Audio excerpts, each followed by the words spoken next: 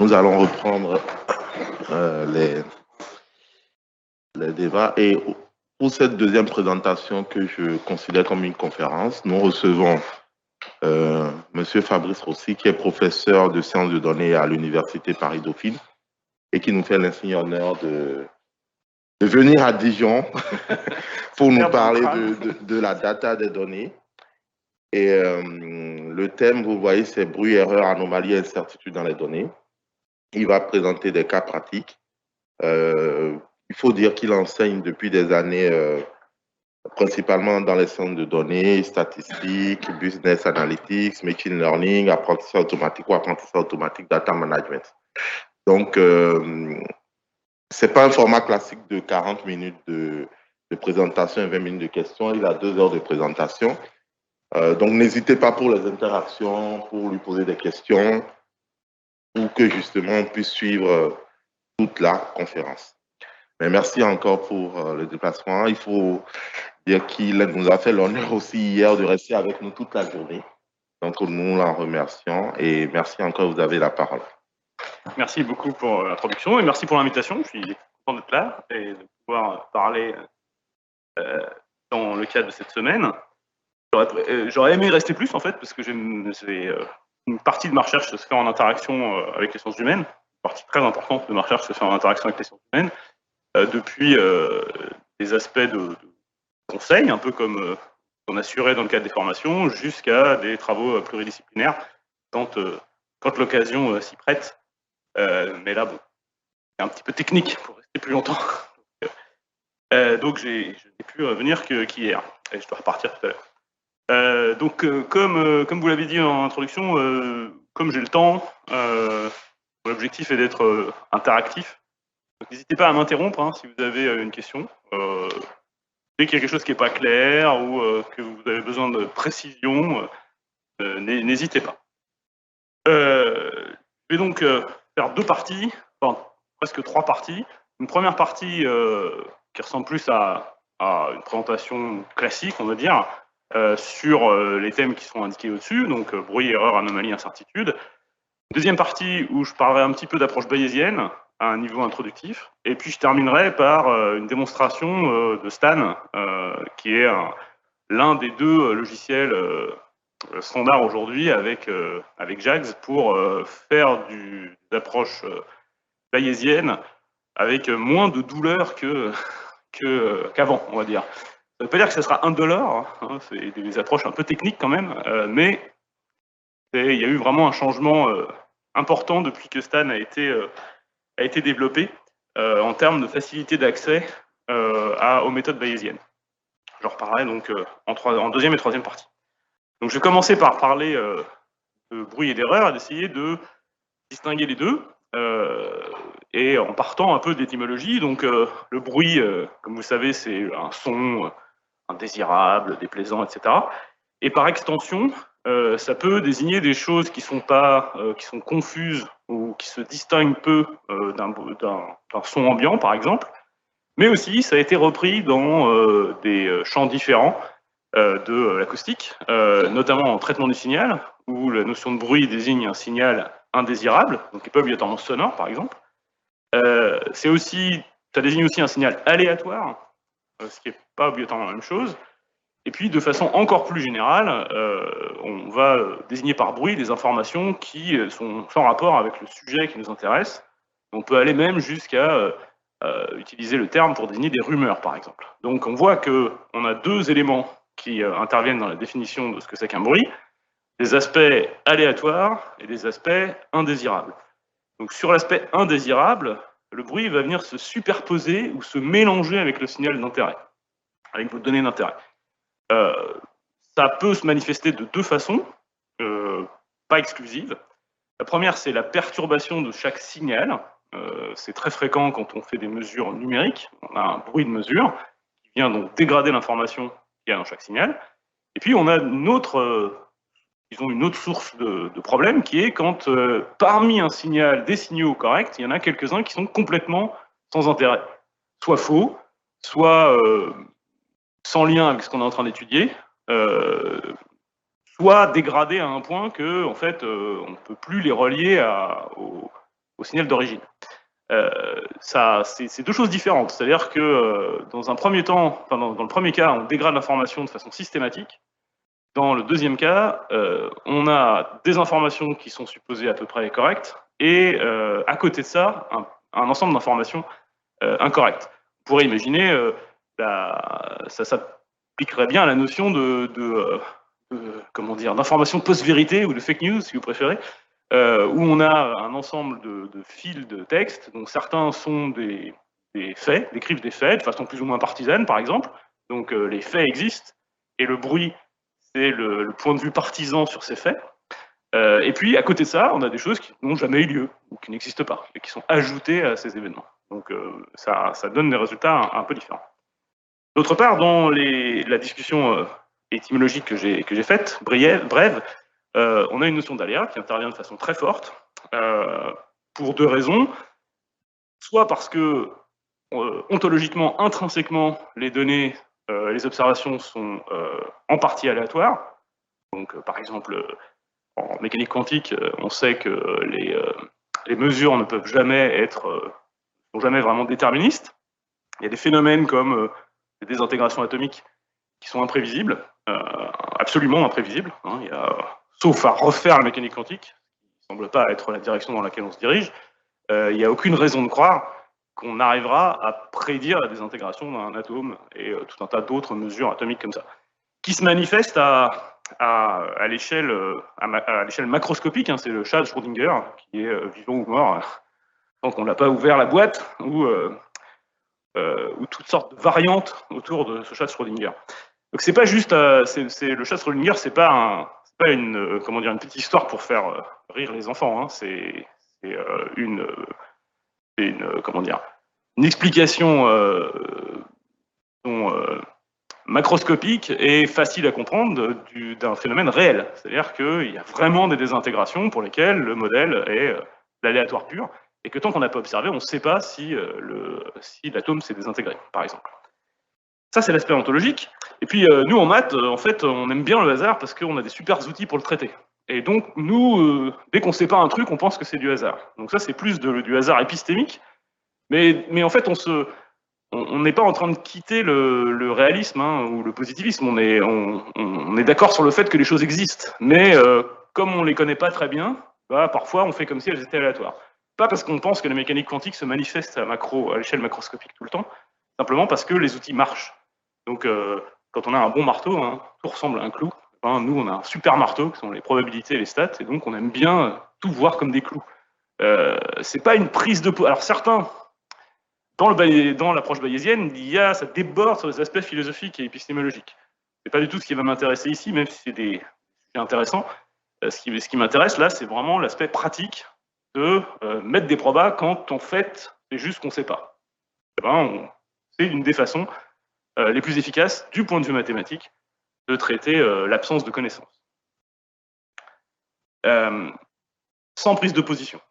Ce qui d'ailleurs, et je vais terminer là-dessus, sur ce point, ce qui d'ailleurs parfois provoque des incompréhensions entre disciplines, puisque dire qu'on fait de l'aléa pour modéliser quelque chose qu'on ne connaît pas est parfois pris comme étant une position épistémologique de production du savoir, ce qui n'est pas le cas. Hein. C'est rare qu'en tant que mathématicien, on ait des positions épistémologiques. On travaille avec nos collègues qui en ont, et on essaye d'apporter des outils qui vont permettre d'aller dans la direction de la façon dont les preuves s'administrent dans le champ concerné.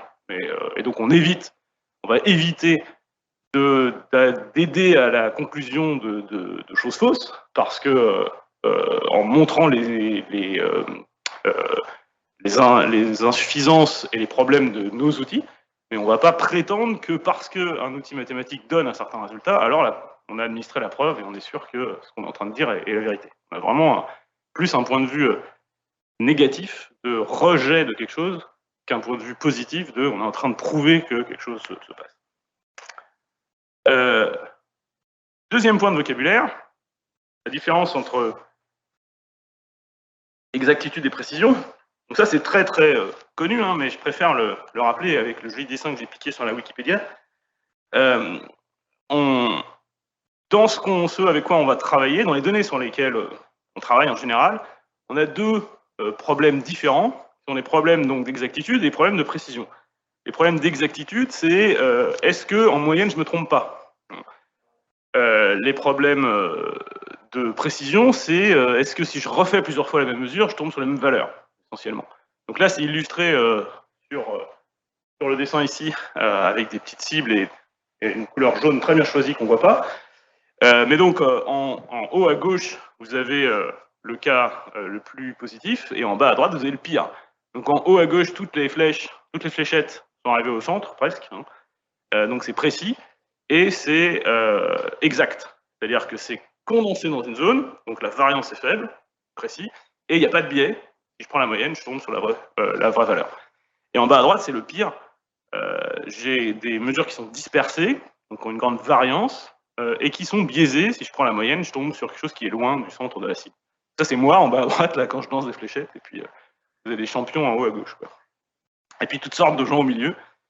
Par exemple, les tireurs d'élite, quand ils règlent leur fusil, ils sont d'abord en bas à gauche, et puis, en général, au bout de quelques tirs, ils corrigent la hausse, etc., et ils sont en haut à gauche. En général, si la partie droite ne vient pas d'eux, ça vient de problème enfin, la partie en haut à droite vient de problème avec le fusil. Donc, voilà. Et l'analogie, c'est la façon dont c'est censé fonctionner. Alors nous, en collecte de données, quelles que soient les données qu'on collecte, on est confronté aux deux. C'est-à-dire qu'il y a des biais de collecte, hein, très importants. Si, par exemple, si vous collectez des données sur un échantillon qui n'est pas contrôlé par rapport à une variable qui potentiellement a un effet, le sexe, le niveau d'études, etc., vous pouvez avoir des résultats qui, au final, sont biaisés par rapport à la population d'origine, si on était censé être représentatif de cette population. Donc ça arrive assez fréquemment. Et on a des problèmes de précision, alors soit en raison de dispositifs de mesure qui sont bruités, certaines quantités sont difficiles à mesurer, et même avec des dispositifs sophistiqués. Et puis, si on mesure des humains, on n'est pas très stable, nous, dans nos choix, dans nos préférences, sur certaines de nos préférences, sur certains de nos choix. Par exemple, si on nous fait noter des films, sur une échelle de 1 à 5, la variabilité sur plusieurs mois est en moyenne de l'ordre de 0,8, en moyenne en valeur absolue. Donc on vous fait noter 20 films, puis on vous laisse tranquille, et un an plus tard, on vous refait noter les 20 mêmes films. L'écart de note moyenne sera de l'ordre de grandeur de 0,8 sur une échelle allant de 1 à 5. Et ça fait quand même beaucoup. Et donc on a... Alors évidemment, il y a des domaines dans lesquels ça ne changera pas. Hein. Certaines préférences morales, par exemple, sont fixes sur toute votre vie. Mais si on vous demande de faire des choses qui sont moins engageantes, comme comment est-ce que vous notez tel film que vous avez trouvé très mauvais, entre 1 et 0,5, votre cœur va balancer en fonction de est-ce que vous avez faim ou pas, hein, par exemple. Et donc ça va introduire comme ça des problèmes de précision. Alors, juste pour illustrer le bruit de mesure, les deux petites courbes là, que j'indique là, c'est typique ce qui se passe quand on a des mesures physiques, c'est-à-dire qu'on voit des petites oscillations, hein, qui correspondent à des perturbations, qui peuvent être dues au capteur lui-même, qui peuvent être dues au fait qu'on lit mal un dispositif, hein, quand on est enfant et qu'on apprend à lire dans un verre doseur, on nous explique qu'il faut faire bien attention de ne pas lire au-dessus, sur les bords de la goutte, mais sur le bas de la goutte, là. Pour apprendre à le lire. Bon, y a des phénomènes comme ça qui se manifestent régulièrement dans d'autres dispositifs. Et puis, on a des perturbations, même si le dispositif est parfait, on a des perturbations qui sont liées au milieu traversé. Par exemple, si on mesure à distance avec un capteur quelconque, plus on est loin, moins on contrôle les conditions de mesure. S'il y a de l'humidité, s'il y a du vent, de la poussière, etc., ça peut avoir des effets sur les mesures. Alors, en sciences humaines, en sciences historiques, on va dire, en archéologie, ça se retrouve très très fréquemment, ce genre de problème de mesure. Pour la datation, qui est un cas d'école pour les matheux de pourquoi c'est important de tenir compte des erreurs de mesure. Donc en général, quand on veut dater quelque chose d'assez relativement vieux, on va avoir accès à différents types d'objets, de traces sur la zone qu'on est en train de dater. Ces traces vont pouvoir être datées individuellement avec différentes techniques. Radiocarbone, radiocarbone, c'est pour ça que je montrais le petit dessin ici. C'est les ratios de carbone 14 et carbone 12. L'évolution du magnétisme et des techniques de luminescence. Et toutes ces techniques sont compliquées, techniques assez sophistiquées à mettre en œuvre, donc elles ont un bruit de mesure. Et puis en plus, comme l'illustre donc la courbe précédente, l'ambiance, par exemple, évolue au cours du temps. Alors là, c'est une évolution à très court terme, c'est l'arrêt des essais nucléaires en atmosphérique dans les années 60. Après l'arrêt de ces essais nucléaires, le taux de carbone 14 dans l'atmosphère réduit. Donc si on devait faire des datations fines sur cette période, alors pas maintenant, mais nos descendants lointains, si ils trouvent un vieux magnéto à cassette, par exemple, et qui veulent dater ce vieux magnéto à cassette, alors ça va être compliqué parce qu'il n'y a pas beaucoup de matière organique, mais bon, bref, quelque chose dans lequel il y a des matières organiques, si on veut les dater, il faudrait avoir cette courbe-là pour tenir compte du fait que le taux de carbone 14 dans l'objet avant sa mort est influencé par ce qu'il y avait dans l'atmosphère. Donc on a un bruit de mesure intrinsèque et puis un bruit d'ambiance qui se traduit par la calibration, comment je traduis une mesure en une vraie valeur. Et une bonne façon de faire ça, c'est d'en tenir compte en fait dans les manipulations et d'avoir une datation qui va intégrer le fait qu'on a des bruits dans tous les sens. Il y a une petite illustration graphique là sur la droite, où vous avez, disons au milieu de chaque boss, la date la plus probable en tenant compte de la mesure effectuée, de la technique de mesure. Et donc vous voyez qu'en haut, on a des choses qui ressemblent à des gaussiennes, à des cloches. Bon. Puis en bas, il y a des techniques de mesure plus complexes. Donc en haut, c'est de la thermoluminescence. Donc il n'y a pas de gros effets calibration, il me semble, sur cette époque-là. C'est pour ça qu'il y a une seule bosse. Par contre, en bas, vous avez du radiocarbone. Et il y a des effets compliqués où il y a des doubles bosses qui sont dus au fait qu'il y a des erreurs de mesure, mais aussi des problèmes de calibration sur ces données-là. Et donc, l'un des outils mathématiques pour arriver à tirer de tout ça une date plausible, c'est des techniques bayésiennes qui vont intégrer toute cette incertitude, on va dire, pour essayer de donner une date, mais aussi des bornes, en fait, sur la date. Donc ça, c'est le truc classique, je dirais. Dès que vous mesurez du numérique, vous serez confronté à ça. Quand je dis mesurer du numérique, c'est vraiment le mesurer au sens physique du terme, c'est-à-dire avec des capteurs essentiellement. Donc ça concerne surtout les archéologues en sciences humaines, un peu moins les autres, en tout cas du point de vue bruit ontologique. Si par contre on veut tenir compte d'erreurs de mesure, d'incertitudes sur les mesures, par exemple des salaires déclaratifs, des choses comme ça, où les gens peuvent éventuellement mentir ou arrondir, ou en fait confondre brut et net, ou que sais-je encore dans des enquêtes, vous avez une possibilité d'avoir ce genre de problème qui arrive en économie. Plus rare, plutôt là des choses qui relèvent de l'archéologie, aussi de l'écologie. Et en écologie, il y a d'autres phénomènes qui se manifestent. Par exemple, c'est assez fréquent en écologie d'observer des données qui sont censurées. Les données censurées, c'est des données pour lesquelles vous avez deux types d'observations. Vous avez une observation normale, j'ai une valeur, voilà, et vous avez une observation qui est juste partielle, et qui vous dit, je ne connais pas la valeur, mais elle est dans un certain intervalle. C'est ça ce qu'on appelle les données censurées.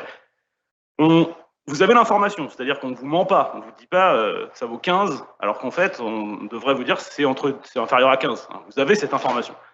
Mais ça perturbe plein de choses. Sur un petit exemple, j'ai les mesures ici qui sont faites au cours du temps, avec les points noirs, c'est les vraies valeurs. Je suppose que j'ai pas de problème de bruit, même s'il faudrait en mettre pour être plus réaliste. Mais par contre, mon capteur n'est pas sensible en dessous d'un demi. C'est-à-dire qu'en dessous d'un demi, le capteur donne 0, mais je ne sais pas s'il y a 0 ou s'il y a quelque chose qui est compris entre 0 et 1,5. Donc tout ce qui est au-dessus d'un demi, j'ai une valeur. Tout ce qui est en dessous, j'ai ce point rouge là qui me dit c'est censuré, et je ne sais pas ce que ça vaut. Ça, c'est très fréquent quand on mesure des concentrations dans un milieu. Si vous regardez des taux de pesticides, si vous regardez des taux de différents produits en fait, dans l'environnement, donc si vous faites de l'écologie au sens scientifique du terme, dans l'eau, dans l'air, etc., vous serez toujours confronté à ça, parce que ce qu'on mesure, c'est des choses avec des concentrations très faibles, heureusement d'ailleurs, et ces concentrations, en dessous d'une certaine valeur, on ne sait pas trop ce qu'il y a. On ne sait pas si c'est vraiment zéro ou s'il y a des traces. Et donc, à chaque fois qu'on va faire une mesure, on va dire j'ai mesuré et il n'y a rien, entre guillemets, ou j'ai mesuré et il y a quelque chose.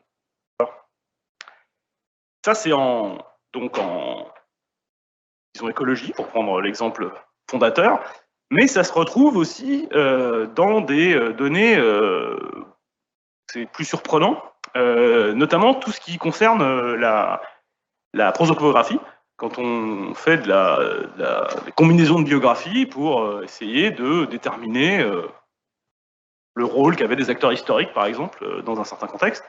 Et là, souvent, on va avoir des censures sur la date de naissance et la date de mort des personnes qui nous intéressent. C'est-à-dire qu'on aura leurs traces dans des biographies et autres documents, donc on saura qu'ils sont vivants à ce moment-là, ou peut-être morts d'ailleurs, parce que si c'est des documents qui portent sur un héritage, par exemple, on saura que la personne est morte.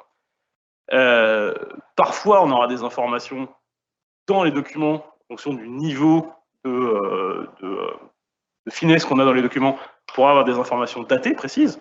Tartampion est né le temps, donc là on aura les données exactes, mais très souvent, en particulier sur des sources historiques, on aura juste une preuve de vie, si je puis dire. Et cette preuve de vie, ça nous dira, il est mort après, il est né avant. Et puis c'est tout.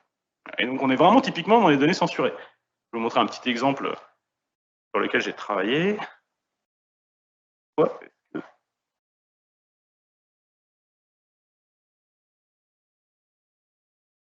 D'ailleurs, il y a un truc qui apparaît pas. Bon, bref. Donc, c'est un... Non, c'est bon, pardon. Donc, j'ai travaillé il y a quelques années sur un corpus d'actes notariés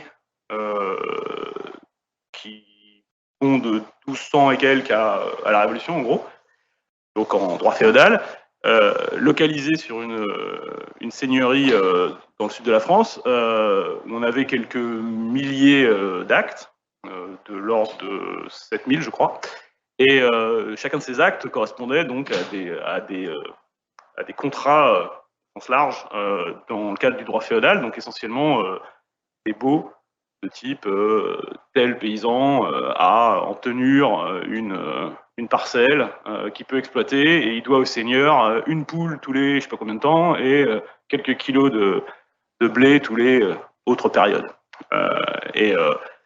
Et donc, de façon anecdotique, on a accès à ça parce que c'est quelqu'un qui, une vingtaine d'années, qui a bien senti le vent venir, enfin, qui n'a pas senti le vent venir, c'est quelqu'un qui a une vingtaine d'années avant la Révolution, a acheté cette seigneurie pour être anobli.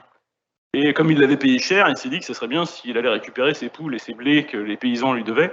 Donc il a fait travailler un feudiste pendant quasiment 20 ans pour retrouver toutes les traces, depuis, donc sur quand même 5 siècles, des actes, des héritages, etc. Donc le feudiste lui a rendu tout ça quelques années avant la Révolution, et puis pouf, il y a eu abolition du droit seigneurial, et donc il a eu de la chance, l'histoire ne dit pas combien de temps il a gardé sa tête, mais par contre, les documents ont été conservés, ce qui est très rare, puisque à la Révolution, beaucoup de ces... Pour pas qu'on puisse revenir en arrière, faire le droit féodal, beaucoup de ces documents ont été détruits de façon assez systématique et massive, donc c'est assez rare d'avoir accès à ce genre de données. Et donc on a des machins comme ça, là, dans lesquels on voit apparaître les personnes, et tous les documents sont datés, et l'écrasante majorité des personnes nommées sont vivantes au moment du document. Soit parce que ce sont des témoins, soit parce que c'est un notaire, soit parce que c'est les seigneurs du coin qui passent contrat, entre guillemets, avec les tenants, donc les paysans en question. Parfois, on a des informations type héritage, etc., donc des données non censurées. Et de ça, en fait, on tire ce genre de choses. Donc là, vous avez, alors, pas obligatoirement super lisible, mais au milieu, vous avez Guy Ralcombe, en orange, là, qui est nommé dans 5 contrats, les carrés violets, qui nomment d'autres personnes, comme par exemple Jean Laparaide, en haut, qui est nommé comme Guy-Ralcombe dans les deux mêmes contrats, dans les deux mêmes actes. Et chacun de ces actes est daté. Et donc on a censure sur la vie de Guy-Ralcombe, qui était a priori vivant en 1318 et toujours vivant en 1370. Il lui donne une longévité assez élevée pour l'époque, et donc on peut se poser des questions sur ces données censurées. Est-ce qu'elles sont juste censurées ou est-ce qu'elles sont en partie fausses? Et donc là, sur cet exemple-là, on a des doutes qui sont confirmés par une analyse géographique. On voit que tous les actes qui ont une petite précision en rouge là, ont été passés sur une zone de la seigneurie, alors que l'acte qui est en vert a été passé sur une autre zone. Et comme par hasard, une coïncidence, je ne crois pas, c'est celui-ci est de 1318. Donc, oui, on a un mélange dans ces données-là de censure, mais aussi de potentielles erreurs de transcription, d'erreurs tout court. Le feudiste, a priori, on n'a pas repéré trop de choses bizarres, donc il semble avoir bien fait son travail. Par contre, nous, quand on a saisi les données, on n'est pas complètement sûr qu'on ne soit pas trompé par moment, et en particulier, il y a beaucoup d'homonymies sur le début de la période. Par exemple, Jean Lapérarède, c'est la famille dominante du coin, ils s'appellent tous Jean Lapérarède. Père, fils, petit-fils, arrière-petit-fils. Donc c'est compliqué, quoi. Et le seigneur du coin, à un moment, il s'appelle Ratier, il y en a 7, 8, je ne sais plus combien, qui se succèdent comme ça, les uns à la suite des autres. Ça, c'est très classique en prosopographie, hein, en particulier en prosopographie ancienne, mais ça vous donne un peu une idée du fait que ces notions de censure, qui sont des notions fondamentales en maths pour traiter des durées de vie, qui ont été inventées dans le cadre de l'analyse de données médicales, d'un seul coup réapparaissent dans des champs qui n'ont aucun rapport, qui sont très éloignés, et qui pourtant bénéficieraient de la prise en compte du fait que c'est censuré. Alors pourquoi mathématiquement c'est fondamental de dire que c'est censuré? Parce que si je m'amuse à faire la moyenne de ça, j'obtiens une moyenne qui est fausse en fait, et qui est très fausse si le taux de censure, si le seuil de censure est élevé. Pourquoi? Parce qu'en fait les valeurs sont plus petites. Donc la vraie moyenne, en fait, elle devrait tenir compte de la présence de, combien il y en a, 6 points, dont la valeur est inférieure à 1,5, et dont je ne connais pas la valeur. Donc leur contribution à la moyenne, c'est 6 fois un truc compris entre 0 et 0,5. Et donc forcément, sur une vingtaine de points, si vous faites la moyenne en enlevant ces 6 points qui sont petits, vous biaisez la valeur de la moyenne vers des grandes valeurs. Et donc votre moyenne est fausse. Et elle est fausse systématiquement. Donc c'est pas un problème de précision, c'est un problème de biais. Et c'est très embêtant parce que la moyenne, la plupart du temps, je fais confiance à la moyenne. Hein. Sauf parfois sur les salaires, on va prendre la médiane à la place. Mais c'est pareil en fait, la médiane, si vous tenez pas compte du fait que vous avez 6 points ici, votre médiane, elle va remonter. Vous enlevez 6 points en quelque sorte. Donc la valeur en question, alors sur la médiane, la valeur, il faut compter les points en fait. Donc on ne peut pas les éliminer dans la médiane. Donc ça sera plus robuste, parce que la médiane est très robuste, mais ça sera quand même faux si vous enlevez les points, par exemple. D'accord ? Donc c'est vraiment très très important de prendre en compte ces informations-là. Il y a des outils mathématiques classiques qui viennent des estimateurs de Meyer-Kaplan, par exemple, pour les durées de vie, mais ils s'appliquent essentiellement dans ce qu'on appelle la censure à droite, c'est-à-dire quand on ne connaît pas la fin.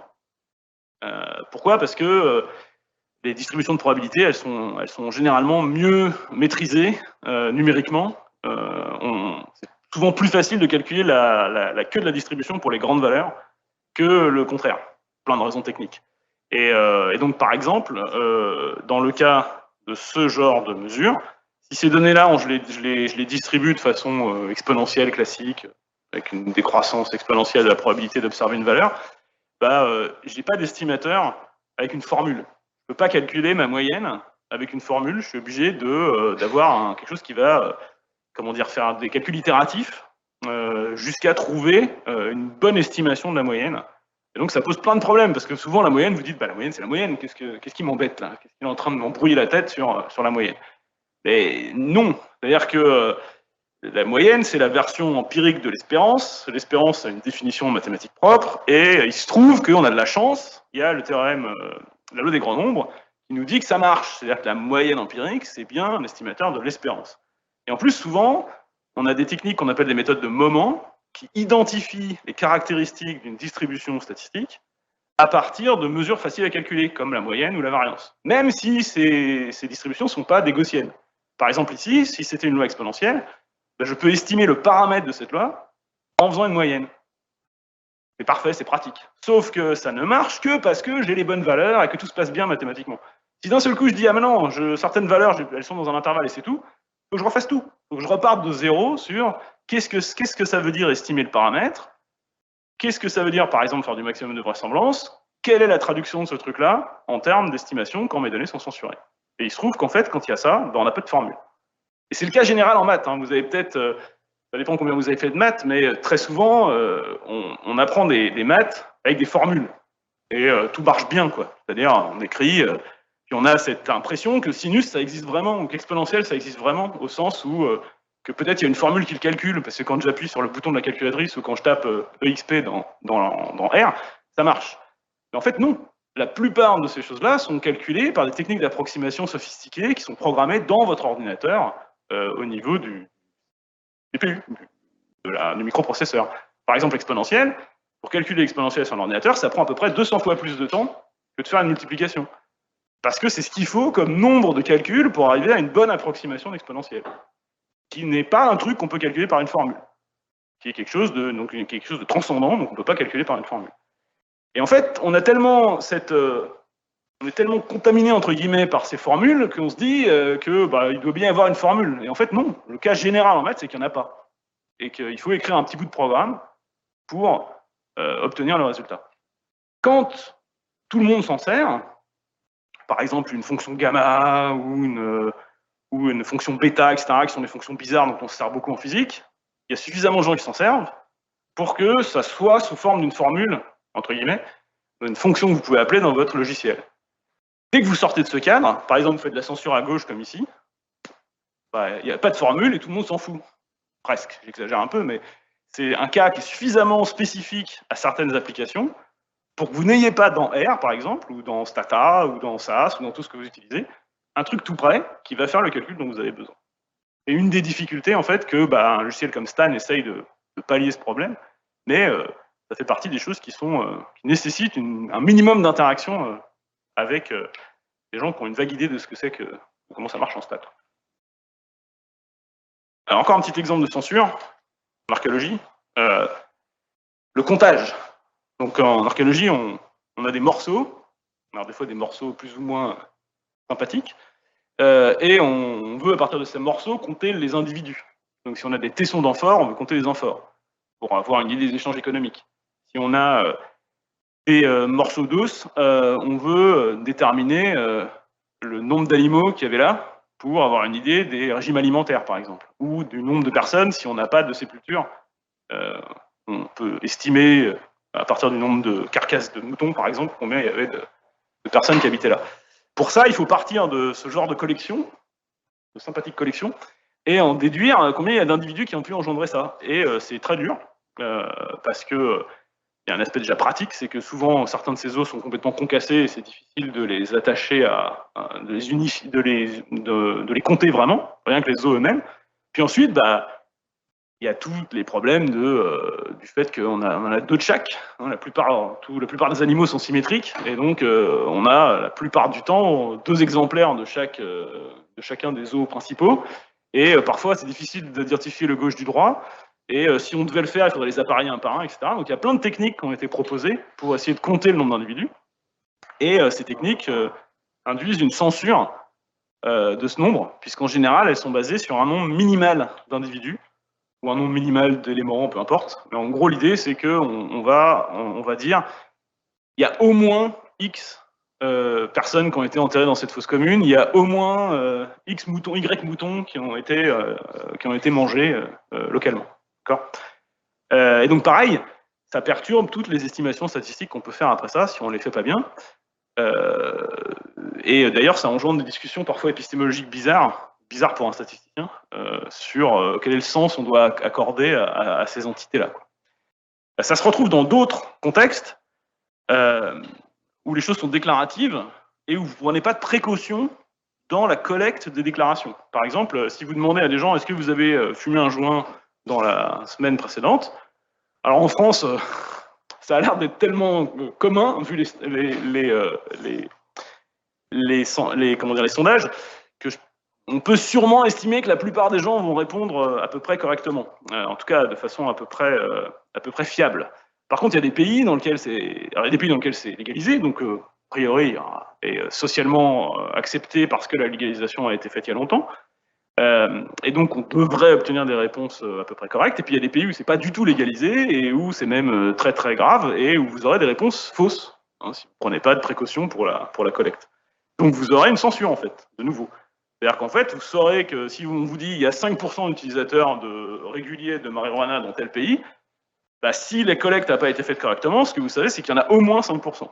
Et qu'il faut donc essayer de corriger ces informations, soit au moment de la collecte, soit au moment des calculs qu'on peut faire avec. Donc, au moment de la collecte, une technique simple, c'est la technique du pile ou face. C'est vous dites à la personne que vous interrogez de lancer une pièce sur chaque question binaire, et si la pièce, alors lancez 2 pièces, une d'une certaine couleur, une d'une autre couleur, et une rouge et une verte, par exemple. Et donc, pour chaque question, la personne lance les 2 pièces de façon cachée, c'est-à-dire que personne n'observe les résultats de ce lancer. Si la première pièce donne pile, la personne répond de façon honnête à la question. Si la première pièce donne face, le résultat, c'est celui de la deuxième pièce. Et ça, une fois qu'on a caché les tirages, les réponses sont partiellement aléatoires. On a un mécanisme de déni plausible. Vous pouvez dire non, mais j'ai répondu que je fumais des joints tout le temps, mais c'est parce que c'est la pièce qui a répondu à ma place. Donc ça, c'est très bien pour les gens. Et on peut récupérer de façon quasi exacte les taux. Il suffit de faire un petit calcul et on voit qu'en fait, on peut corriger les taux de réponse pour obtenir les vraies réponses. Donc on a des techniques comme ça qui permettent de limiter l'impact des attendus sociaux sur le taux de réponse. Alors, il y a aussi des façons de formuler les questions, hein. Par exemple, il ne faut pas demander aux gens s'ils sont homosexuels, il faut leur demander s'ils ont eu une relation sexuelle avec une personne du même sexe qu'eux. Ça donne un taux de réponse beaucoup plus proche de la réalité, sur l'homosexualité masculine notamment, dans certains pays, alors que ce n'est pas le cas avec la question est-ce que vous êtes homosexuel. Il y a des gens qui ont des relations sexuelles fréquentes avec des personnes du même sexe qu'eux, mais qui ne se définissent pas comme homosexuels. Et donc, si on a besoin de savoir quel est le taux de ces relations pour, par exemple, le lier à la transmission de certaines maladies sexuellement transmissibles, la question doit être avec une réponse la plus fiable possible du point de vue médical. Du point de vue médical, c'est pas vraiment comment les gens se définissent qui nous intéresse, c'est avec qui ils couchent. Et donc, on modifie la question pour avoir une bonne réponse. Donc ça arrive sur des choses évidentes comme combien il y a de gars là-dedans, ou de femmes d'ailleurs, ce qui est compliqué aussi, parce que les problèmes d'identification